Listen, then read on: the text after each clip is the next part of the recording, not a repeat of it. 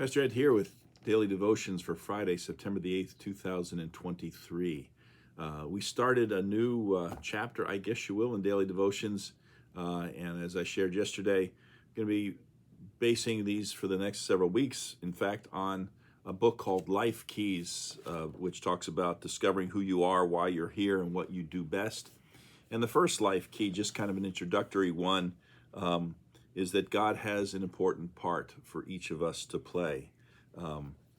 And now, today we're going to begin talking about another life key. Doing what comes naturally is part of God's plan.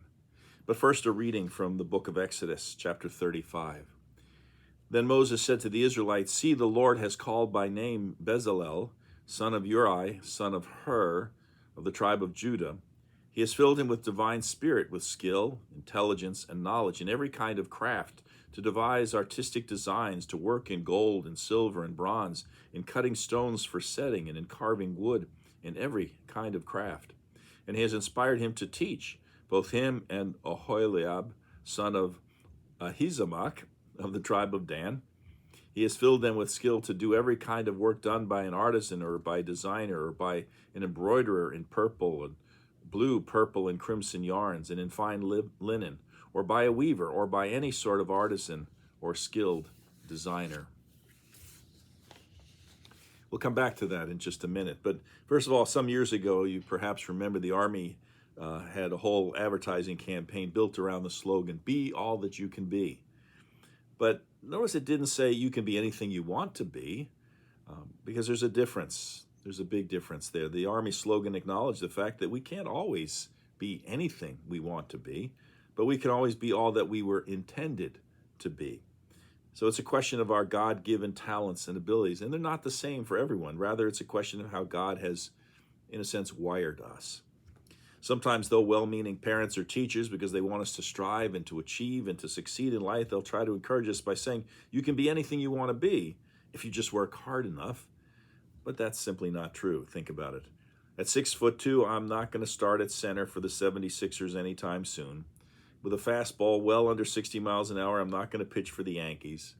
And at the age of 67, with a 40-yard dash that you can now time with a sundial, I'm not going to catch passes from the Jets' Aaron Rodgers.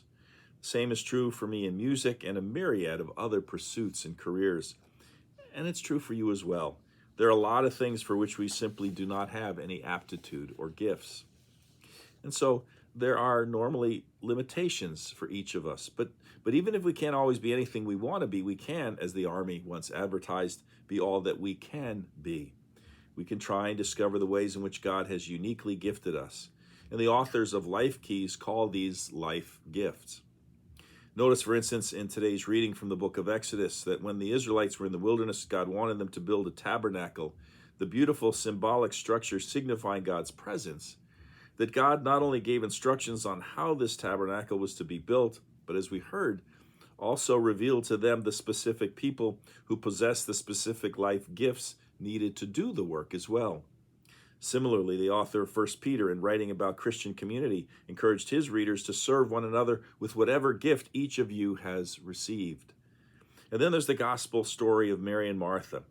When Jesus came to visit Mary and Martha, we see just how differently these two sisters were wired. Mary, ignoring everything else, just wanted to sit at Jesus' feet and listen to what he had to say. Her life gifts included the desire to be and to interact with people. Martha's first concern, on the other hand, was to see to the needs of people. And we can well imagine her meeting Jesus at the door with a bowl of water and towels so he could clean himself up from his dusty journey. We can picture her running to get him something to drink, then having taken care of that, running back to the kitchen to fix him something to eat. From Martha's point of view, of course, Mary was being rude. But we also know from the verses that follow that Jesus felt Martha was being overly distracted by these things and missing out on the most important thing, which was spending time with Jesus. And so was Martha wrong? Well, not completely. For without her gift of hospitality, Jesus may very well have gone hungry that night. But it was also important to stop, as Mary had, to simply listen and visit with Jesus. And so there's really no right or wrong here, just different. The world would be a very dull and inefficient place, in fact, if we were all exactly the same. And so the authors of Life Keys point us to a key verse, Proverbs 22, verse 6. It's often translated as, "Train children in the right way, and when old, they will not depart from it." Now, traditionally, this verse has been interpreted to mean that we should train children in the Christian faith. But a better translation might be, train up a child in the way he should go, and in keeping with his individual gift or bent, and when he is old, he will not depart from it. According to Webster's dictionary, a bent is a strong inclination or interest, a special inclination or capacity. In other words, a talent. Therefore, the way for each of us is never the same, but rather a reflection of our natural talents and interests that then shape who we are and how we then live out our lives. Well, the authors also go on to say that there's a difference between a life gift and a skill. A skill, they point out, requires effort to reach adequacy. For me, playing the piano, for instance, is a skill. With plenty of practice, I can barely be adequate, nothing more. But a life gift is something that with effort enables a person to achieve greatness. Compare me then to Mozart, who was not only playing the piano, but composing music while he was still just a preschooler. It was a life gift. Secondly, a skill takes energy from you. You may practice and become adequate at a particular skill, but the effort drains you. A life gift, on the other hand, comes easily to you and actually energizes you. For instance, I love to write. Preparing sermons for me is a joy, and I often, invariably, every week, lose track of time. 5 or more, 6, 7, 8 hours can easily go by while I'm sitting at the computer writing. I don't even know it. Thirdly, with a skill, formal training may mask its difficulty for you, but a life gift is something that you could use to some extent even before formal training. The training simply helps you to develop the gift. For instance, all the athletes in the Olympic Games have tremendous God-given talent.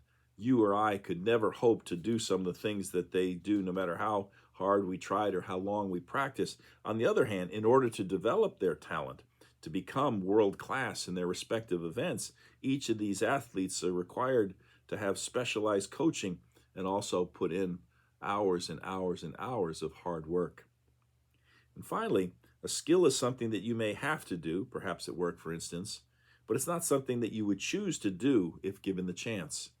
A life gift, however, is a piece of cake, and you probably also use it in your free time, even if you don't have to. Think of the auto mechanic who works all week repairing cars and then spends his days off restoring old cars. It's where, because of your particular gifts, your vacation and avocation may end up being inseparable. Well, we're going to continue this conversation tomorrow on Saturday, so hold that thought, and I'll be back with you then. Until then, take care. Bye.